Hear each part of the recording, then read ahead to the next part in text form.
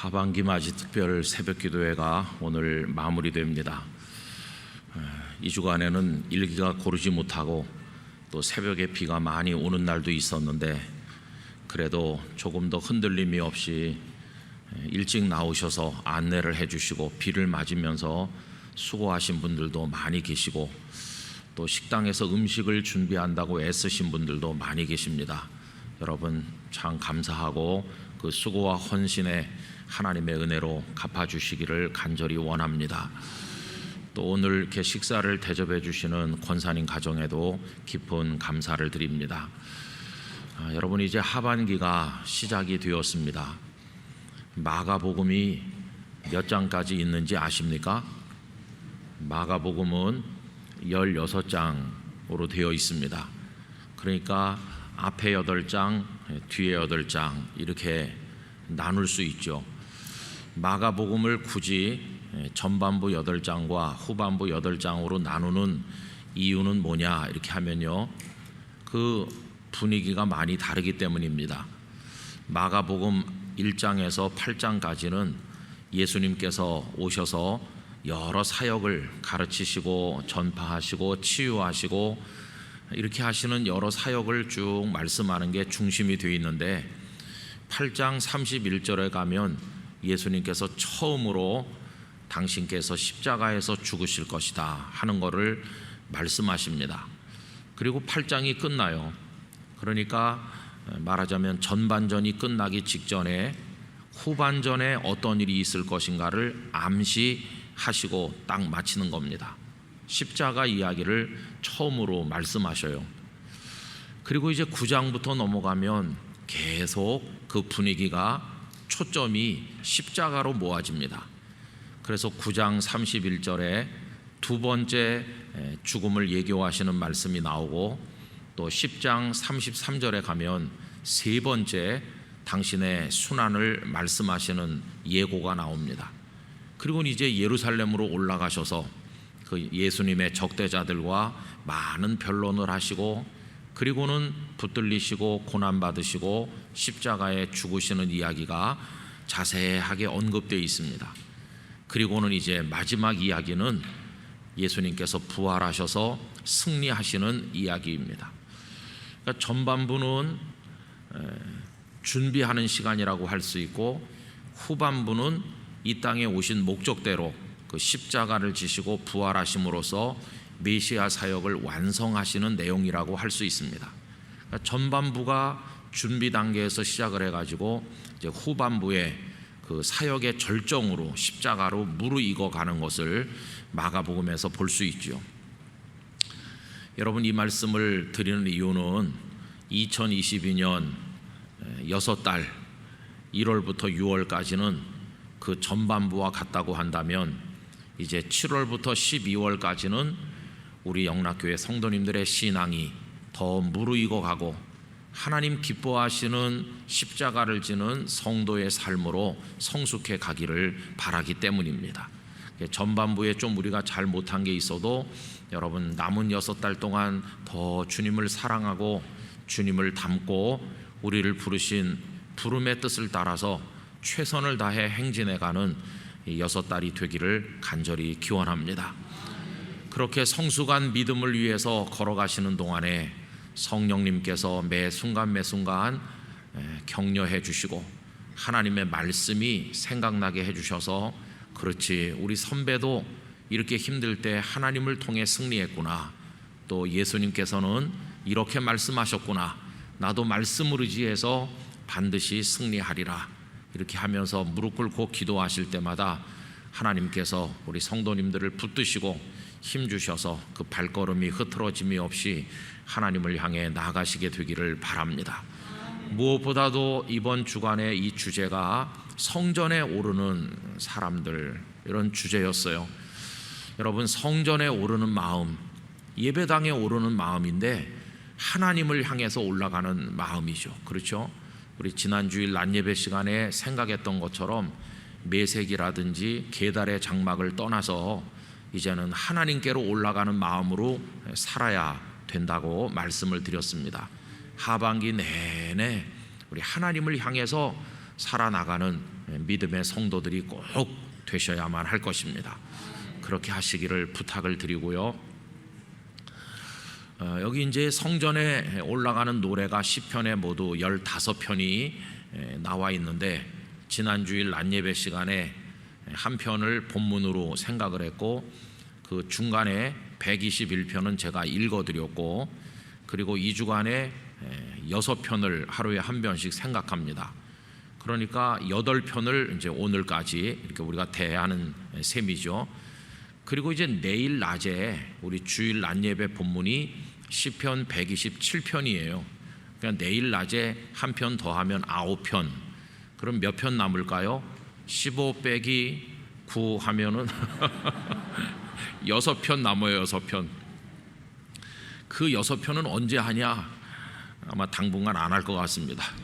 그 6편은 성도님들께서 집에 가셔서 이렇게 읽어보시고, 2주간에 그 성전에 오른다고 하는 걸 계속 말씀드렸으니까 그런 정서를 마음에 가지시고 평소에 시편 읽으실 때 이 말씀을 떠올리시면서 쭉 읽으시면 그 6편도 다 포함해서 풍성한 은혜가 될 것이라고 생각합니다.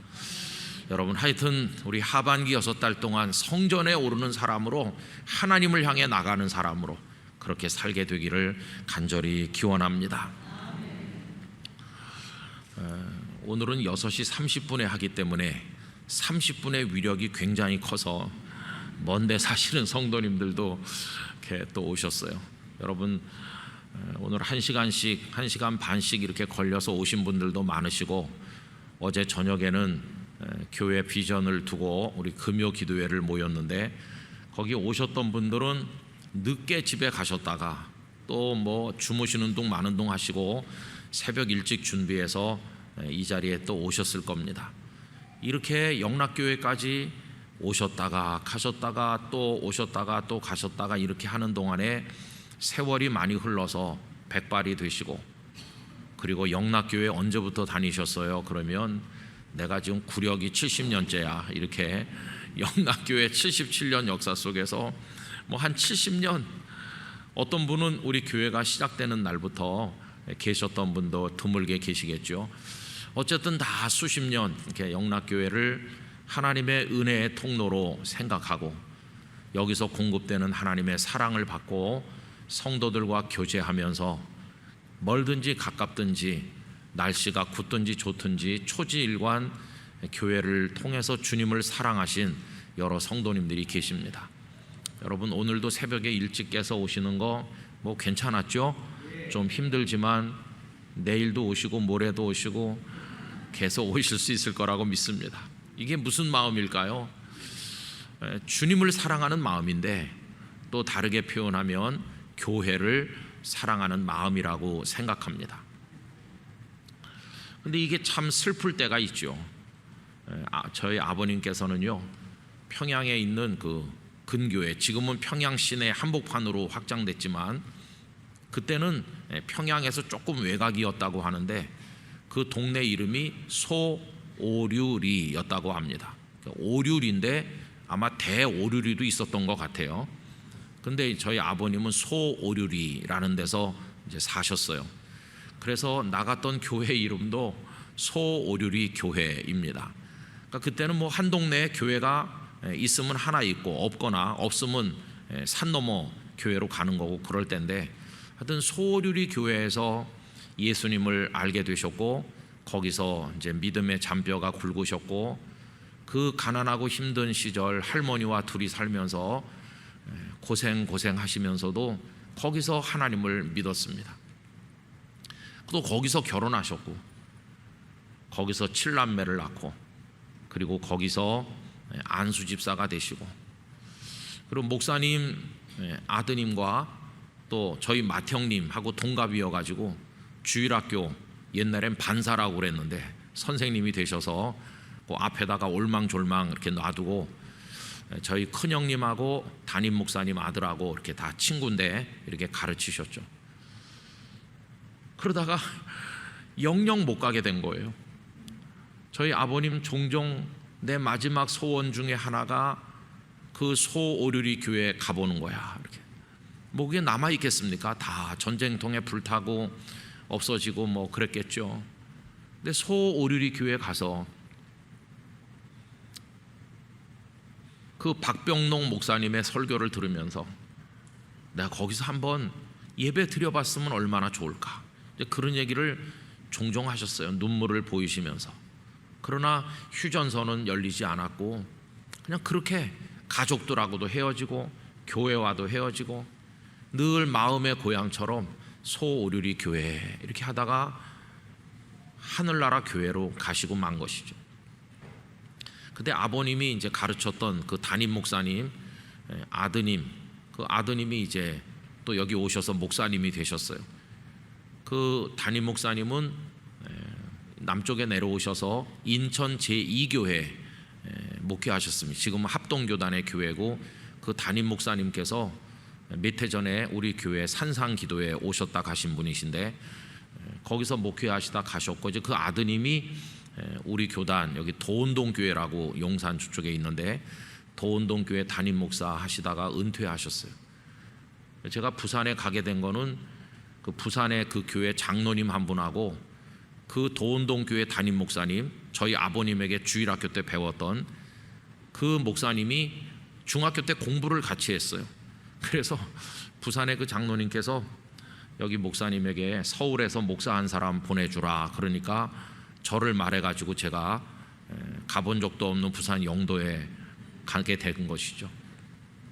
다 이렇게 해가지고 그래서 그 도운동교회 목사님 지금은 하늘나라 가셨는데 종종 이제 저희 아버님을 찾아왔어요. 그 옛날 그 목사님 입장에서 보면 당신은 목사님의 아들이고 저희 아버님은 안수 집사로서 주일학교 선생님이었으니까 그렇게 이제 찾아와서 만났어요. 그러면서 그 목사님에게 또 형님이 있었는데 그 형님은 요 판교에 사셨습니다.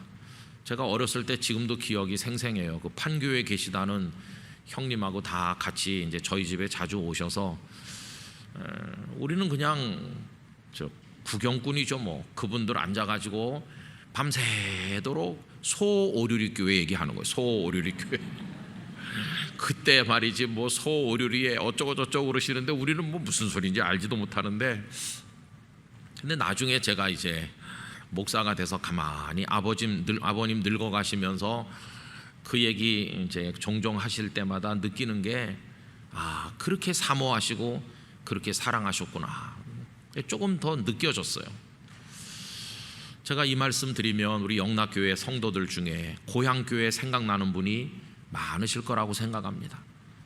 고향에서 계속 못 사시고 6.25 전후로 해서 다 남쪽에 내려오셨고 여기 영락교회에 다 모여오셔서 영락교회는 피난민이 많이 모인 교회 이렇게 우리나라에 알려져 있질 않습니까?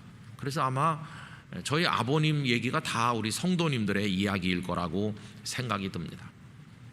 여러분, 저는 간절히 소원하기를 우리 당대, 우리 자손들 후대까지도 주님의 교회를 빼앗기는 일이 없기를 바랍니다. 이게 얼마나 큰 비극이고 슬픔인지 말할 수 없어요.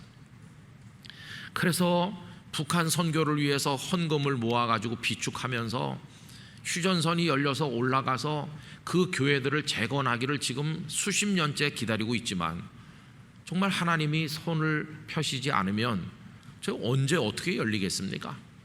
내노라 하는 정치가들도 뭐 내 당대 어떻게 통일의 기반을 다지겠다 이렇게 다 공약을 내밀고 왔다 갔다 하고 회담도 하지만 뭐 잘 안 되고 있죠. 그죠? 홍수 나서 수문을 열면서 그냥 수문을 열려고 한다 이렇게 전화 한 통만 해주면 될 텐데 그것도 안 해주잖아요. 그것도 안 해줍니다. 그것도 남한 사람들 다 휩쓸려 가던 말던 요만큼의 관심도 애정도 없어요. 그런데 우리 동포는 우리 동포인데 어떻게 해야 될지. 그리고 우리 사회 안에 교회를 적대시하면서 하나님의 교회를 부정하는 어둠의 세력이 얼마나 많은지 몰라요. 여러분, 차별금지법을 왜 우리가 경계하냐 하면 단지 뭐 그 속에 동성애 이런 것 때문만이 아니라 그런 걸 만들려는 세력의 근본 마음에는요 교회를 없애야 된다고 생각하거든요. 교회를 없애려고 생각해요. 그냥 법을 하나 만드는 게 끝이 아니에요. 그건 중간 과정에 불과한 거고, 그런 걸 자꾸 만들어 쌓아가지고 마지막에 결국은 기독교가 없어져야 된다. 우린 그런 상황에 지금 있는 겁니다. 그런데 우리끼리 싸우고 우리끼리 갈등하면서 다 갈라지고, 교회가 말이죠, 주님을 따라가는 게 아니라 자기 영광이나 드러내려고 그러면 이 하나님의 교회가 또 빼앗기지 말라는 법이 있겠나. 여러분, 차별금지법, 동성애 이런 게 본격적으로 도입된 미국이나 저 유럽을 보면요, 교회 다 무너졌어요. 술집으로 팔려가고, 그 유서 깊은 예배당이 이슬람 사원으로 전락하고, 그러면서 뭐 형편없어졌어요. 엊그저께도 어떤 걸 보니까요, 영국, 프랑스 뭐 이런 예를 들면서 전국에 교회당 건물이 몇 개가 있는데 그 중에 몇 천 개를 당장 없애야 되는, 유지 보수가 너무 힘들대요. 이게 이제 최근에 지은 거가 아니고 막 한 1000년씩 된 거는 유적처럼 돼 있거든요. 그래갖고 정부가 그 유지 보수비를 해가지고 문화재 관리하듯이 이렇게 해야 되는데 재정도 너무 많이 들어가고, 요새 그 나라 젊은 세금 내는 사람들은 아니 왜 그런 데다 돈을 쓰냐, 그러면 거기 출석하는 성도들이 헌금을 내서 예배당을 개축도 하고 보수도 하고 그래야 되는데 할아버지 할머니만 몇 사람 있거나 아무도 없거나. 그래서 유럽에는 설교할 목사도 없고 캐톨릭도 미사를 집례해 줄 신부도 없어가지고, 그래서 아시아, 아프리카에서 수입하는 거예요. 목회자를. 좀 이상한 얘기지만. 그래서 아프리카 그 신부 목사님들이 와서 자기들을 한때 지배했던, 식민지 통치했던 백인들을 앞에다 놓고 하고 있어요. 우리 한국인 목사님들도 여러분들이 그 유럽인들의 교회에서 설교하고, 이런 슬픈 현실을 보고 있어요. 여러분, 꼭 총칼로 전쟁을 해야만 교회가 없어지는 게 아니고, 문화전쟁, 이 사회적인 세력 판도 안에서의 더 무서운 전쟁이 하나님의 교회를 균열이 가게 만들고, 벽돌짝이 떨어지게 만들고, 지붕이 무너지게 만들고, 이렇게 하는 것입니다. 제가 오늘 특세 마지막 새벽에 오늘 말씀을 성도님들과 나누는 것은, 주님, 다시는 우리의 교회를 빼앗기는 일이 없게 하여 주시옵소서. 그런 마음을 공유하기 위해서입니다. 여러분, 우리가 하반기에 하나님을 잘 믿고 뭐 어떻게 하겠다는 결심을 하지만 그걸 지탱해 주는 게 우리 교회 아닙니까? 이 교회에 모여서 울고, 여기 모여서 기도하고, 여기 모여서 교제하고, 서로 힘을 내고 이렇게 하는 건데, 대한민국에 교회가 하나도 없었다, 아무 데도 교회가 없다고 가정해 보세요. 이게 어떻게 되는 겁니까? 여러분, 그 이스라엘 백성들이 예루살렘에 성전을 짓고 그 성전에 올라갔잖아요. 이 성전에 올라가는 노래 아닙니까? 성전에 가서 만군의 하나님 여호와를 찬송하고 제물을 바치고, 성전에서 밤중에 깨어서 두 손을 들고 송축을 하고, 성전에서 그들의 삶이 이루어졌는데, 예루살렘이 느부갓네살 왕에게 다 무너져 내리고, 그리고 바벨론 땅에 포로로 끌려갔죠.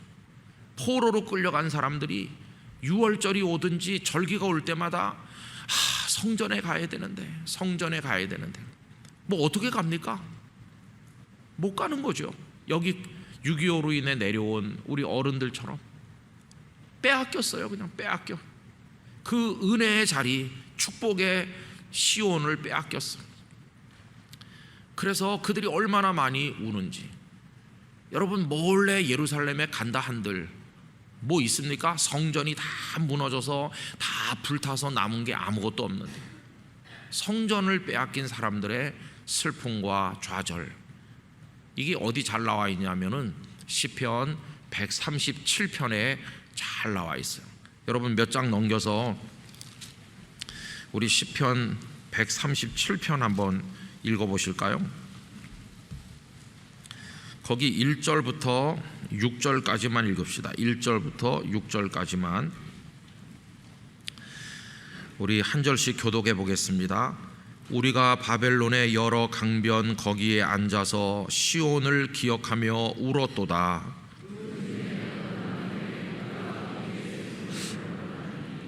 이는 우리를 사로잡은 자가 거기서 우리에게 노래를 청하며 우리를 황폐하게 한 자가 기쁨을 청하고 자기들을 위하여 시온의 노래 중 하나를 노래하라 함이로다.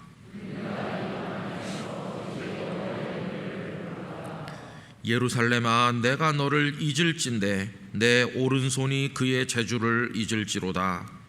내가 예루살렘을 기억하지 아니하거나 내가 가장 즐거워하는 것보다 더 즐거워하지 아니할때 내 혀가 내 입천장에 붙을지로다.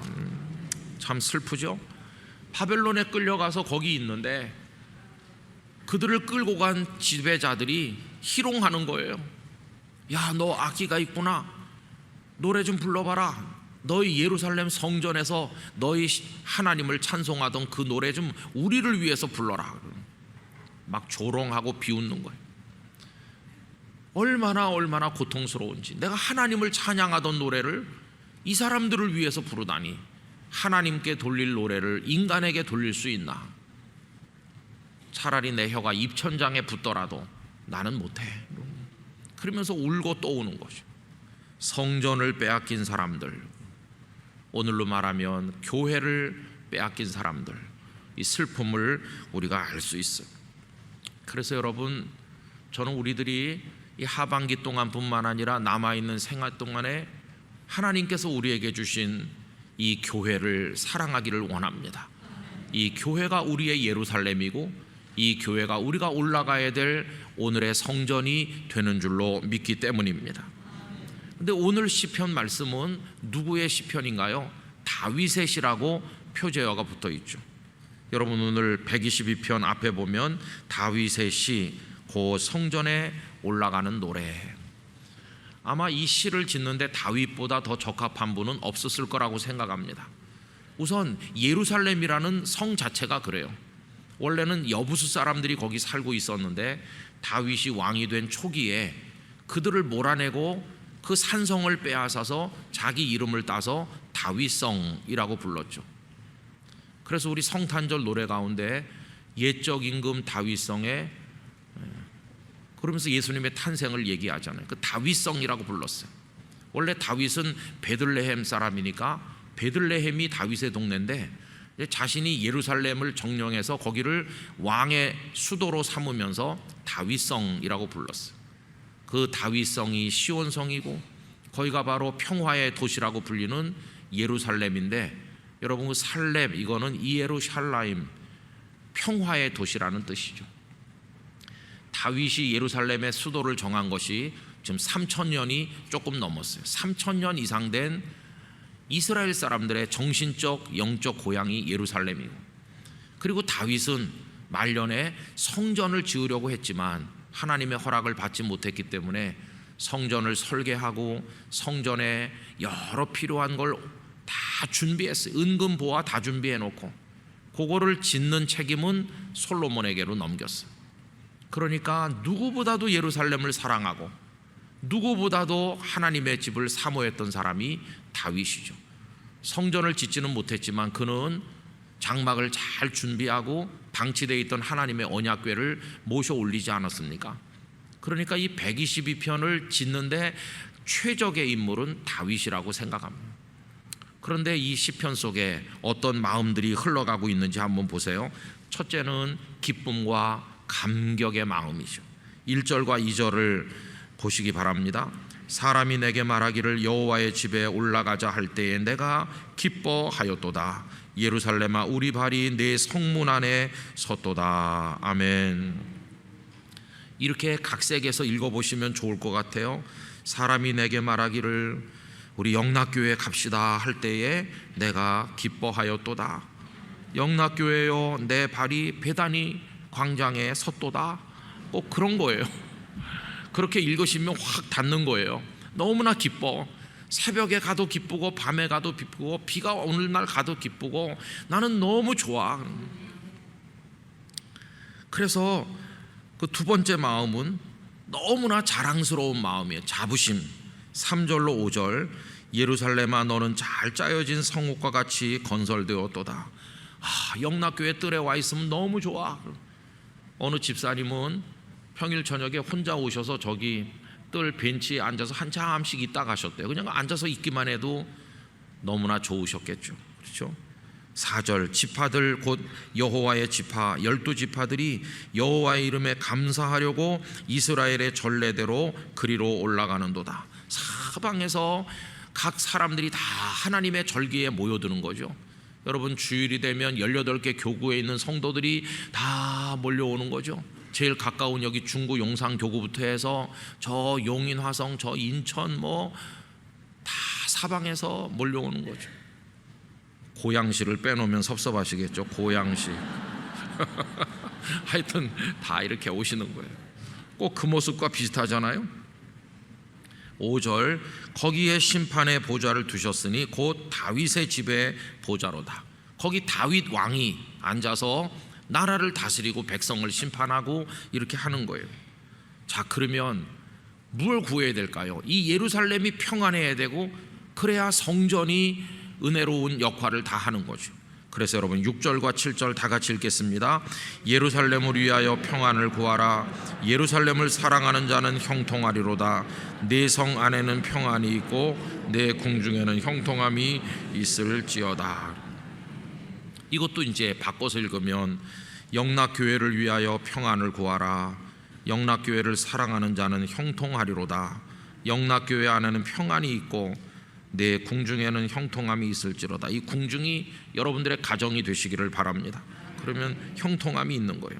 성 안에 왕궁도 있고 백성들의 집들도 다 있는데 그 성이 형통하고 평안하니까 그 안에 사는 왕도 평안하고 백성도 평안하고 다 평안한 거죠. 영락교회가 평안하고 예배 드릴 때마다 은혜를 받고 성도들이 행복하고 서로 교제하고 사랑할 때 여기 이 말씀대로 될 줄로 믿습니다. 그래서 이제 하나님의 성을 위해서 이렇게 하는 사람에게 복이 있다는 거예요. 여러분 8절과 9절 읽으실까요? 내가 내 형제와 친구를 위하여 이제 말하리니 네 가운데 평안이 있을지어다. 여호와 우리 하나님의 집을 위하여 내가 너를 위하여 복을 구하리로다. 할렐루야. 여러분 목사는 성도님들이 평안하고 복을 받기 위해서 기도하고 성도들은 교육자들을 위해 기도하고 우리 장로님들 성도들을 위해 기도하시고 축복해주고 모든 성도들 새로 나온 사람 가난하고 병든 사람을 위해서 평안하기를 빌고 축복의 기도를 서로 드리면서 여기서 예수님 오시는 그날까지 우리 부름받는 그날까지 예루살렘의 복을 누리는 것이에요. 여기서 여러분 그러려면 이 영락교회를 우리가 사랑하고 영락교회 평강을 구하면서 신앙생활을 해야 될 줄로 믿습니다. 여러분 교회를 사랑해 주시기 바랍니다. 이 교회를 위해서 많이 기도해 주시기를 바랍니다. 이 교회가요 우리의 젖줄과 같아요. 젖줄.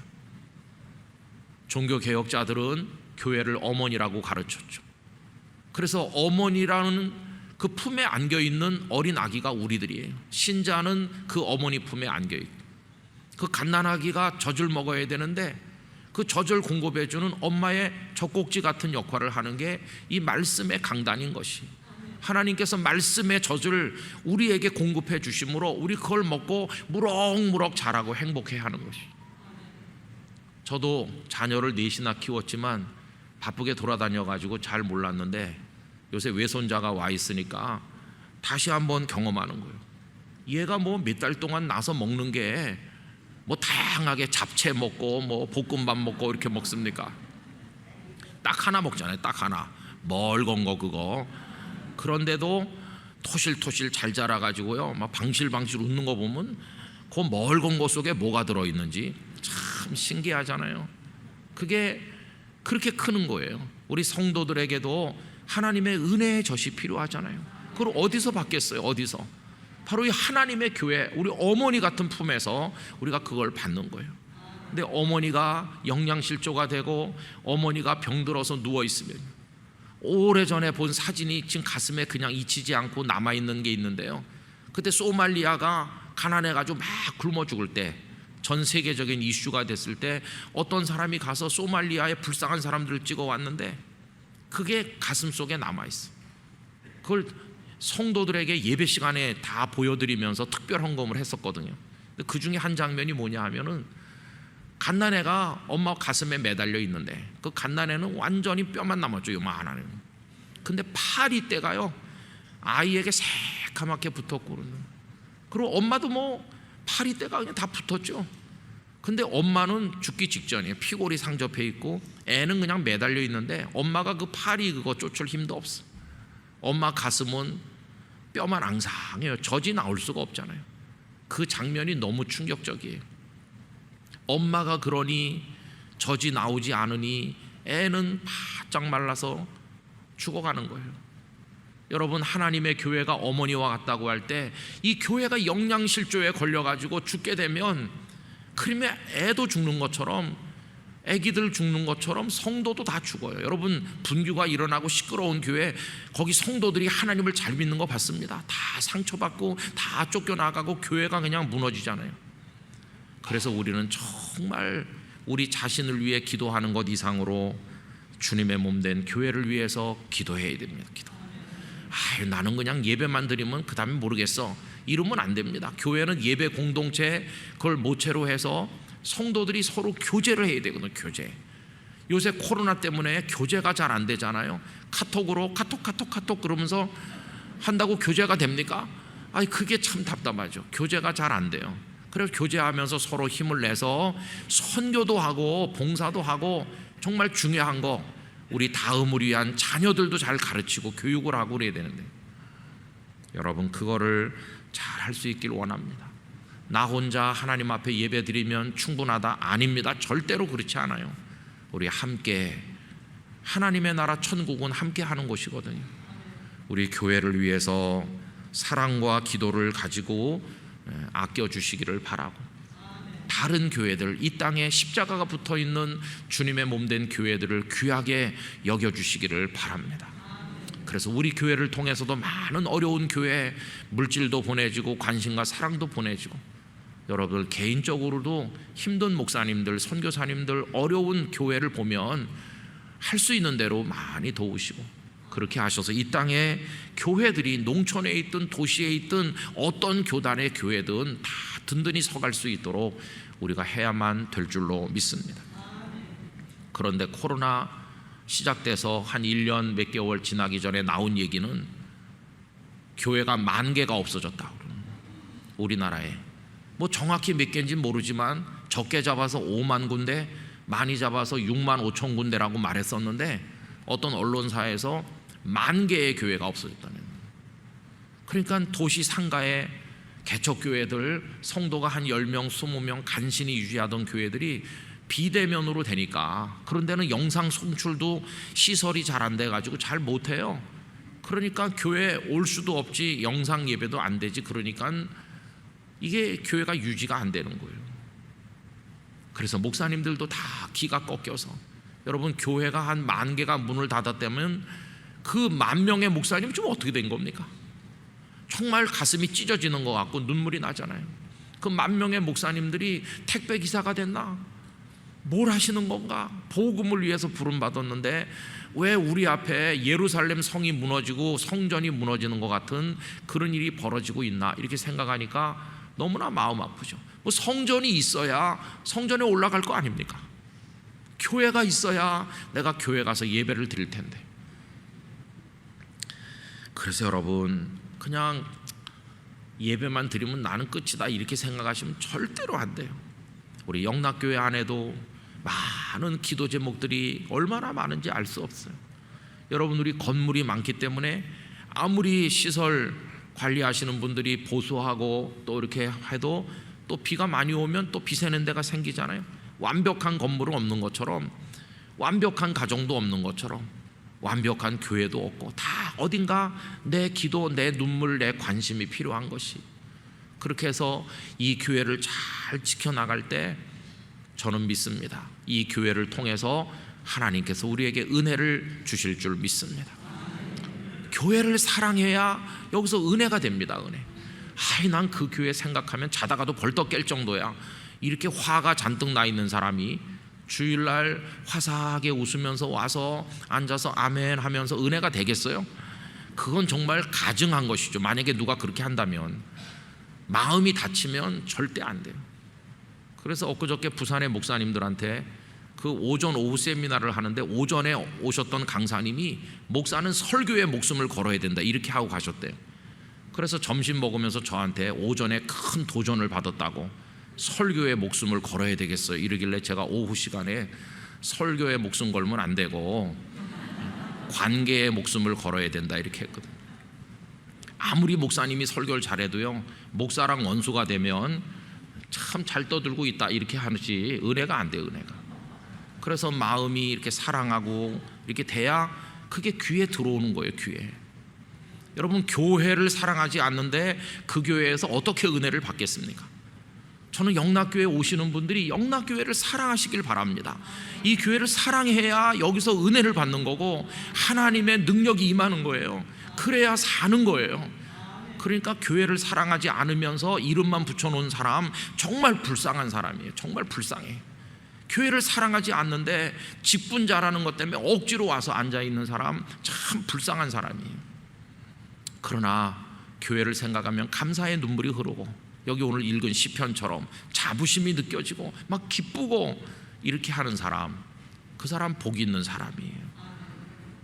오늘 특세를 마무리하면서 이 말씀 드리는 것은요, 그 앞에 것들이 다 되려면 우리 주님의 교회들이 이 땅에 건강하게 서 있어야 되고, 이 교회를 통해 우리가 은혜 받는 이 기본 구조가 무너지면 안 되기 때문에 이 말씀을 드리는 것입니다. 예수님 오시는 그날까지 영락교회도, 이 땅의 수많은 교회도 더 건강하게 세워져서 하나님의 은혜를 공급하는 젖줄이 되고, 성도들이 살찐 성도들이 되고 힘 있는 능력자들이 되어 마귀 권세를 이기고 하나님 나라를 위해서 달려갈 수 있게 되기를 원하는 것입니다. 교회를 사랑한다는 건 이제 누구를 사랑하는지 아세요? 이 예배당 건물을 사랑하는 게 아니죠. 그죠? 주일날마다 오셔서 건물 벽을 쓰다듬고 가는 걸 말하는 게 아닙니다. 영락교회를 사랑하시는 건 여기 있는 모든 이들을 사랑하는 것입니다.